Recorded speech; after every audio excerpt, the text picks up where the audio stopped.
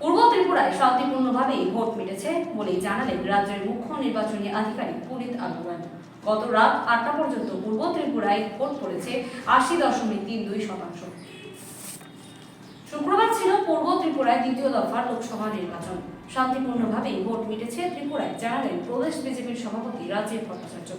গোটা রাজ্যবাসীকে তিনি ধন্যবাদ জানিয়েছেন। তিনি আরো বলেন, এই শান্তিপূর্ণ নির্বাচন ত্রিপুরায় এক ইতিহাস তৈরি করেছে। শুক্রবার সারা দেশের দ্বিতীয় দফার লোকসভা নির্বাচন ছিল। দ্বিতীয় দফার নির্বাচনে দেশে গড়ে ভোট পড়েছে 60%। ত্রিপুরায় দু দফার নির্বাচনে সর্বাধিক ভোট পড়েছে।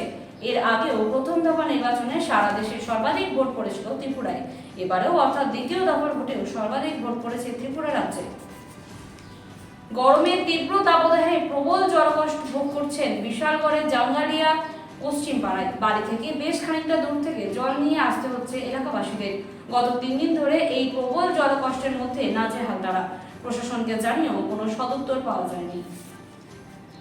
নির্বাচনী আবহে জঙ্গি দমনে বড়সড় সাফল্য নিরাপত্তা বাহিনীর। কাশ্মীরের সেনার এনকাউন্টারে মৃত্যু 2 লস্কর-ই-তৈয়বা জঙ্গির।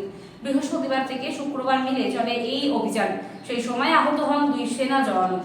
এখন এই পর্যন্তই ফিরে আসছি পরবর্তী খবর নিয়ে।